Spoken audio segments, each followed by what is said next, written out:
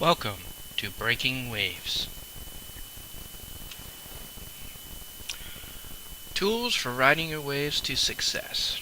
During this, we will be discussing several tools utilized by many professionals when entering into a new profession, entering into a new workforce, starting out on a new team or new project, or in general, just trying to develop a positive perception of themselves within their team, their group, their company or organization, with both their teammates, customers, and superiors. We will just be discussing each one of these steps.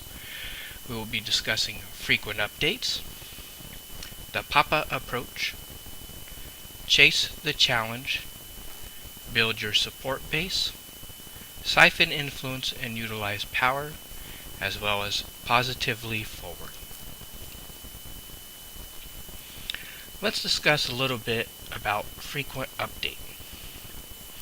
During an update, you may be informing your teammates, customers, managers, anybody of importance, or anybody that you would consider a stakeholder in the work that you do. You would be updating them frequently for many reasons. One of the most important is to eliminate the opportunity for imagination.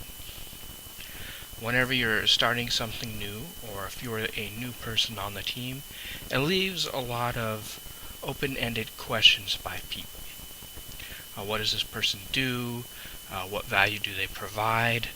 Those kinds of things, they go ahead and apply their imagination to.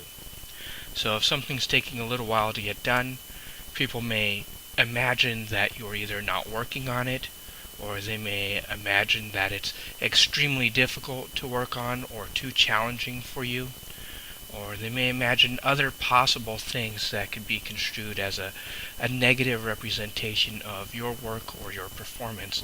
And we want to eliminate that opportunity. We want to remove that room for imagination by filling those gaps with facts. And those facts are provided in the process of frequent updating. There are three things that you always want to make sure that you have on your update.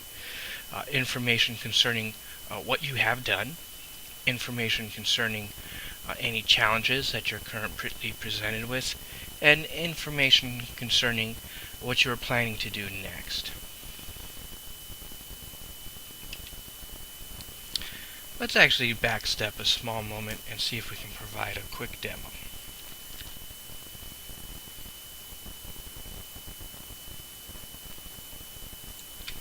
Here we go. Taking a look at this Word document, which is very similar to an email, you would be providing an email to your team members, managers, whoever's managing the project, customers, anybody of importance related to what you're working on, or anybody that would consider themselves a stakeholder in the work that you are performing. Here's the general format that you would provide it in. You would state the name of the project that you're updating them about, the status of your update frequency, meaning are you doing a daily update, are you going to be updating them weekly, monthly, so they know when to expect your update. If it's something that you're working on that you can't really report progress on daily, but you can report it on weekly, then of course you want to do it weekly. You don't want to update them with no changes or no data. So it would go something like what I did today, and then you would go ahead and follow some bullet points.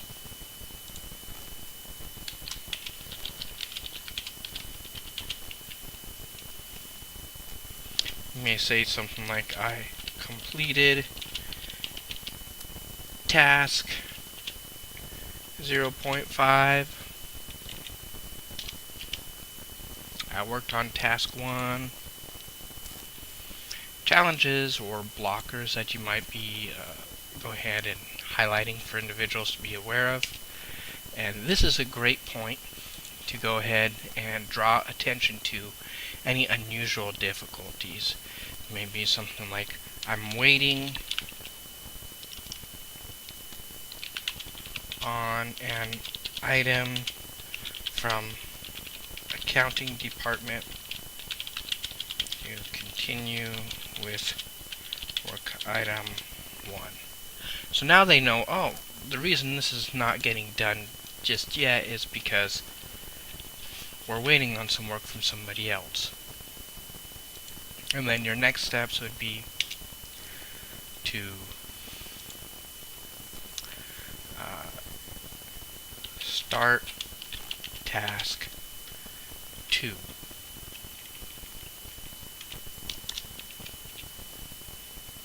Right.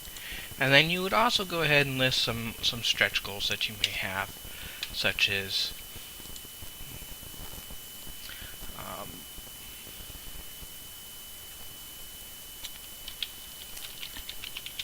appending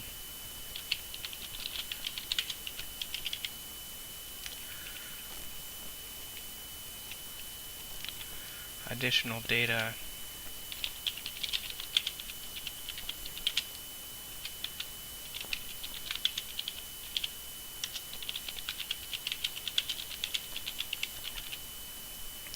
right. And so this may be a stretch goal that you would have to outline, hey, if I can get my other stuff done, I would like to go ahead and get this done for you as well, but it's not currently something that is a have to do. It's more of a want to do if we can get there in time. So that's more of a stretch goal.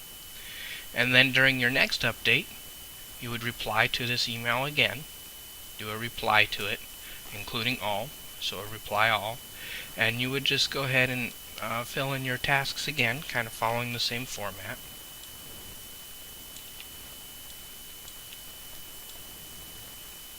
Your stretch goal would probably stay the same until you get close enough to execute on the stretch goal.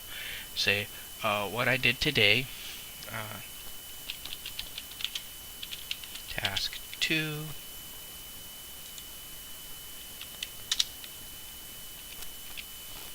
and then challenges blockers, waiting on accounting for task 1.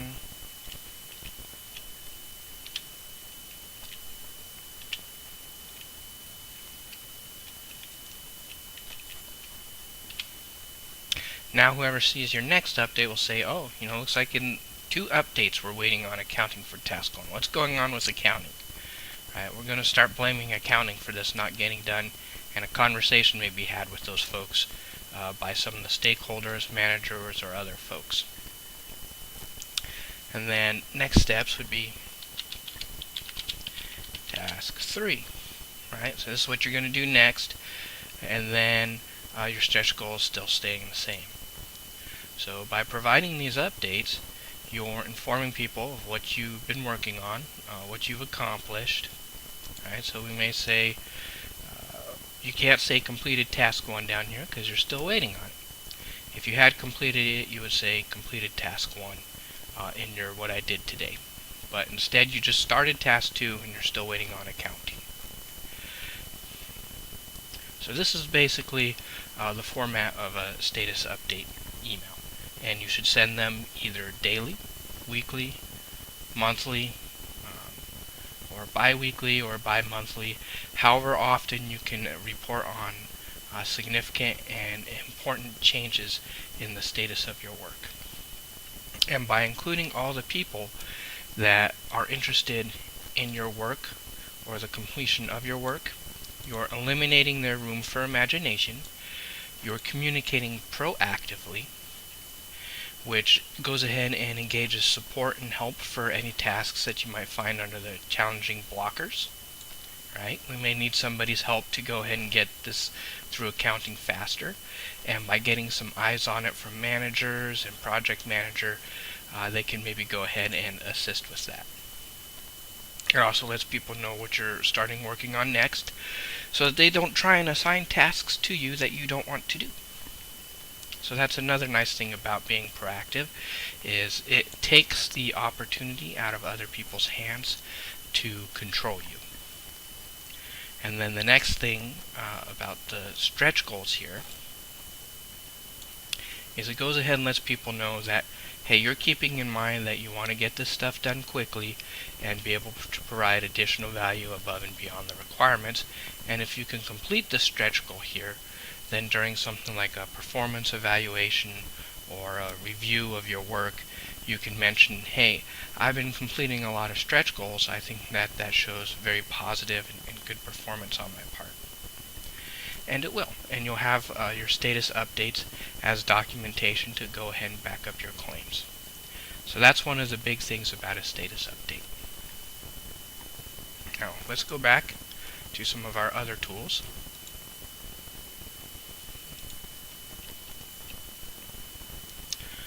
So, looking at the challenge, what does it mean to chase a challenge? So, everything that you're working on could be stated as a challenge. It's something that you're being challenged to get done, complete in a timely manner, and complete well. And so when you chase the challenge, you need to do 4 things. 1, you need to get it done. Work hard on it, get it done as soon as possible. Let your status updates show that you're working hard on it. Let your status updates show that they're getting done. That will help with item number 2 of letting others know it is done. And then also, after you've completed that task, you have the option of either grabbing more work if it's available, and if it's not, you need to ask for more work. If you're the person that's always asking for more work, it means you're getting things done, and that is fantastic. So when you're starting out and you're trying to demonstrate yourself to be a positive performer, it is critical that you get things done and continuously ask for more work, and show that you are asking for more work all the time.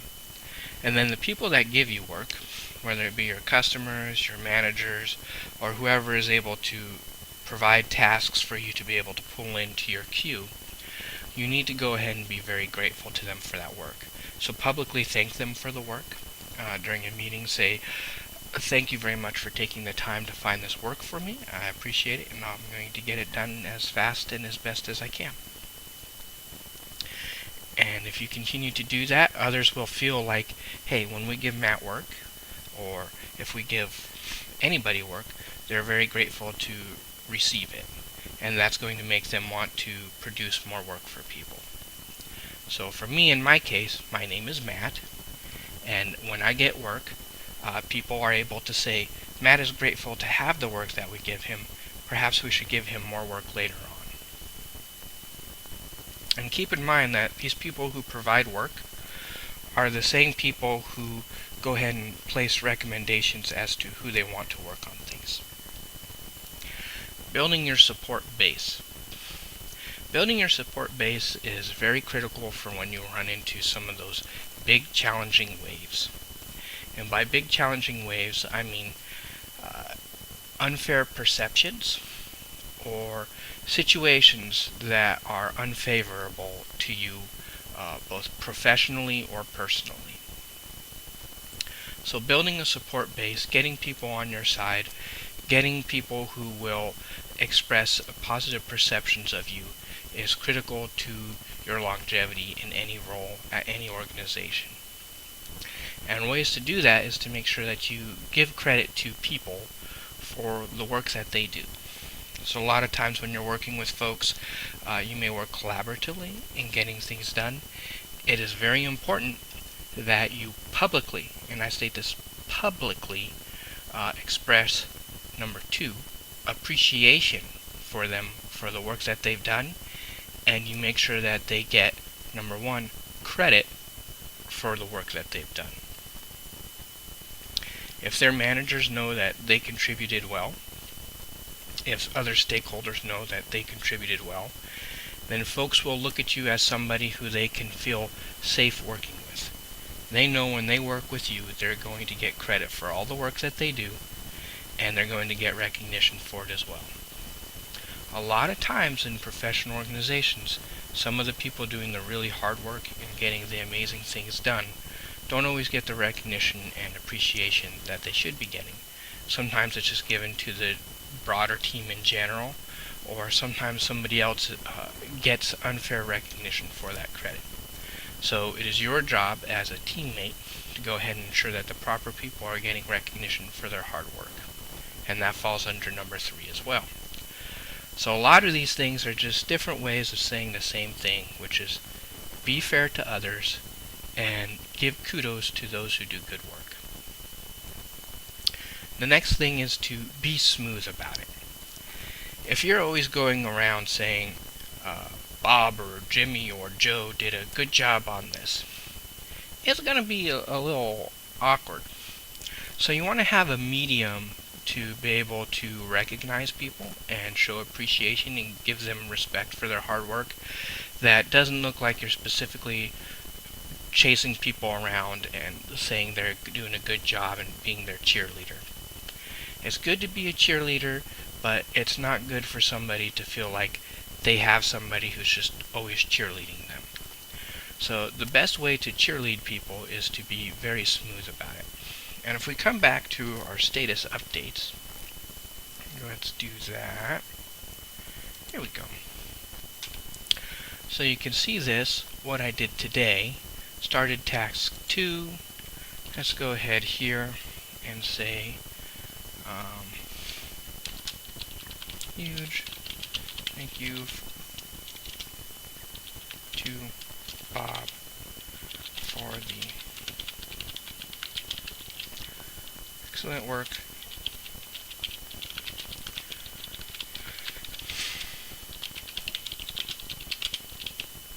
on this task. It was a lot of work, and he delivered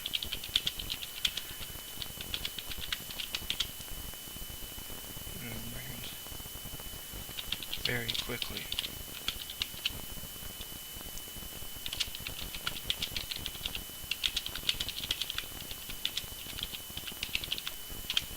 There you go. Now if that goes in a status update, everybody sees it, but you're just saying, hey, thanks, in your status update for the task that he did. Or maybe you can call out a task that he did a great job on, and just state it in your status update, and show that your task was dependent on it. So that is one thing you can do to make sure that other folks receive credit for their work and feel that working with you is safe because they're going to get recognized and nobody's going to steal recognition for their work away from them.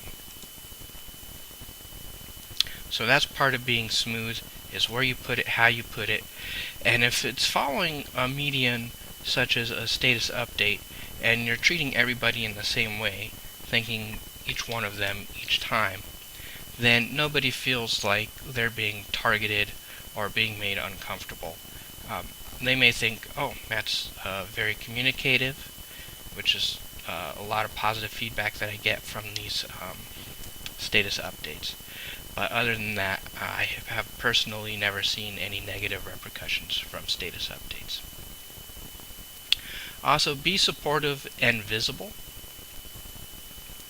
If you can support people and be seen supporting people, they'll know, hey, this person's going to be very supportive of me. And everybody likes to be supported. Another way to do that is to express your support in those status updates. Other ways of expressing support are in public meetings. Alright, so you always want to be supportive of people in a visible public fashion, so that they can see that this is the behavior that you show. So if I've got 10 people on my team, but only 2 of them are needing support, and I want the other 8 to know that I'm a supportive team member and to like me for being a supported team member, I need to be seen as supporting those other 2 guys. I need there to be some visibility on it. I need other folks to recognize that. And in order to do that, I have to be supportive of those people in a very visible fashion. So public meeting, broad, large email sent out to the entire group, something like that to show support to somebody for some work that they're working on and to just say, hey, great job. Sometimes things just take time because we run into some unfair issues. I think you're doing a great job, and thanks for your hard work on the team. Something like that could really generate a very positive perception. And then the other thing is 6, public perception. This comes back to being visible again. So whenever you have the opportunity to utilize a broad audience and take advantage of a lot of visibility to show some good things, show that you're a good team member, show that you're supportive of people, show that you're appreciating, providing recognition, and giving credit, that generally helps with your public perception quite a bit as well. People talk, and if you can give them good things to talk about, that's much better than giving them bad things to talk about. Anything you do wrong, people will definitely talk about a lot. So if you make a mistake, or if you cause some disruption for your team or for your project, make sure that you apologize for that in a public manner as well, so that people can see that, hey, this person apologized for that error and they're correcting it. By the time you apologize for it, probably everybody on planet Earth will know about your mistake. People don't always talk about positive things very frequently and broadly, but they will always talk about negative things very frequently and very broadly. So if you've done something negative that was a mistake, then make sure to publicly apologize for it, so that the amount of people that are seeing you publicly will be having the opportunity to adjust their perception of you, because I'm sure they've all heard it by that time. The next thing is to siphon influence and utilize power. So let's talk about problems in general. If you have some challenges getting some work done, maybe there's a problem going on, you're dependent on another department and they can't get things done. So maybe you're dependent on accounting and they're not getting you some sort of documents for you to complete task 1, and you don't have a lot of influence over the accounting department. You're new, they don't know you, and they don't consider you to be somebody that they should, kind of drop everything for and get some work done for. So most people would handle that through an escalation, which means you would provide information to your superiors and go up the ranks, informing them that the accounting department is holding you up from getting some work done, and you need some help getting the accounting department's tasks reprioritized so you can get to the top of their to-do list. Well, that's not always easy to do. So the escalation method is one that's often taken. But anytime you escalate something, somebody might feel like, oh, this person escalated something about me. They complained. It's not always a complaint. Sometimes it's just making others aware. But folks may feel like you complained. So a way to go ahead and siphon influence from superiors without necessarily being seen as somebody who's complaining is by manipulating your status updates to express that you're being prevented from getting your work done. So when we look back at our status update here, we can see we're still waiting on accounting for task 1. Now we're going to put this as still waiting on accounting for task 1, and then we're going to put here 4 weeks waiting.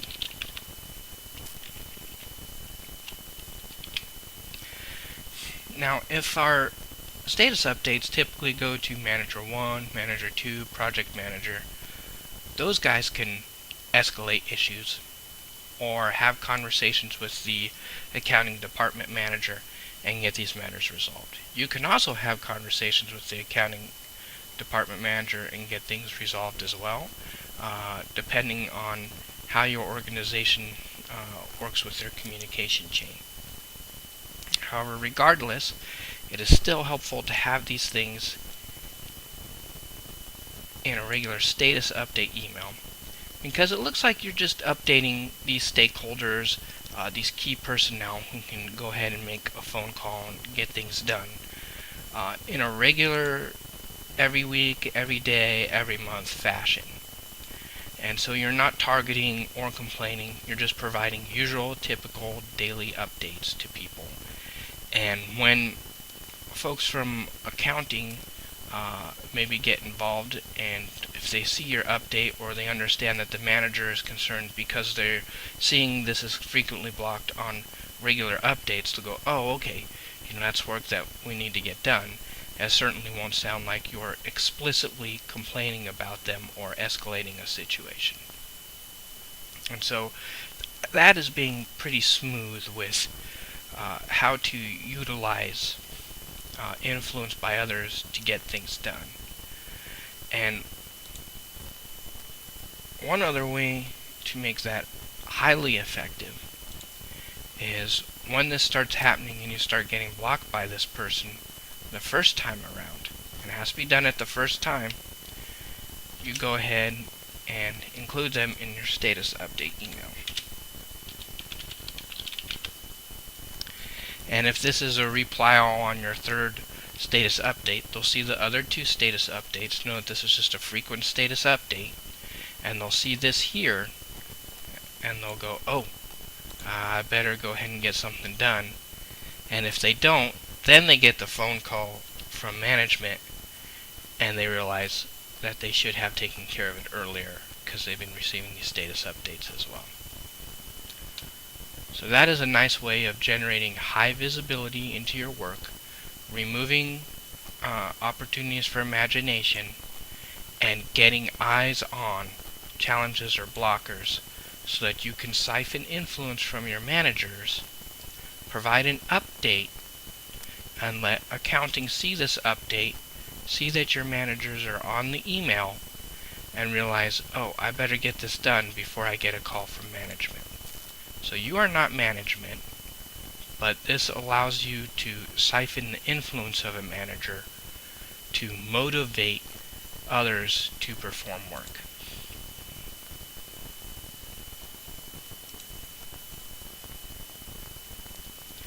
So when you're doing this, you have to word things carefully on your update email so you do not provoke others. Never say Bill or Bob is not getting things done. Just say, I'm still waiting on. Wording is very important.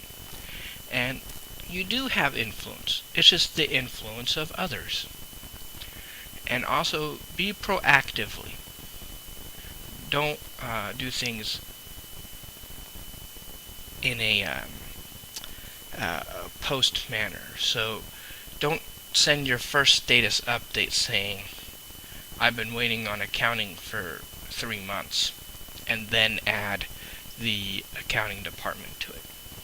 The first time you're waiting on somebody, or the first time something is blocking you, you need to immediately include that team or that person on the email so that they can be aware that they're blocked. So providing that communication as soon as possible is proactive. If you wait until 3 weeks has gone by and people say that's a long time, then it is your fault it didn't get done because you didn't communicate things proactively. And instead of being deliberate with pointing the finger at people, you need to be indeliberate. So they need to feel like you're not pointing the finger at them. It is not a deliberate pointing of the finger. You're just saying there's something that you're waiting on. And if fingers start to get pointed at somebody, then that is not something that is deliberate. It's just a result of pointing out that something is being waited on. And lastly, when you're doing this, you need to win by design. If you make other people feel like you're complaining about them or pointing out work that they're not getting done on a consistent basis, they're going to be less positively collaborative with you. And they may even go to the extent of making it difficult to get things done. So you have to win by design. When you're utilizing these status update emails, you need to make sure that you are always being proactive and that it is very indeliberate. Otherwise, you're going to make enemies instead of siphoning influence. If people feel like the only time they hear that you're unhappy about something with them is when you're updating their manager or escalating something, then they're going to be afraid of you. And so it is wonderful if after something gets done on this, you could go ahead and say, oh, now they've completed their work on that. You could give them a positive statement like, rushed on accounting, rushed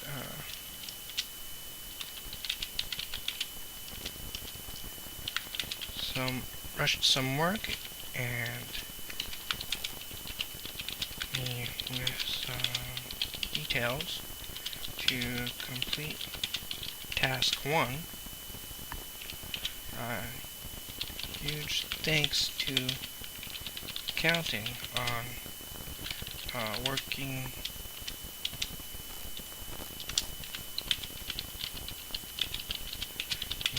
and being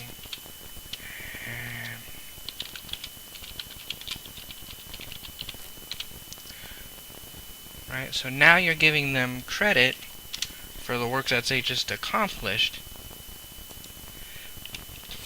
and they're seeing that if we get work done for this person, we'll get credit. If we don't get work done for them, they just state that it's not getting done.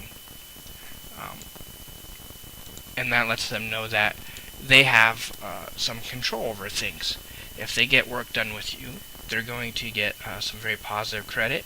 If they don't get work done, they may get contacted later, but it won't be immediately.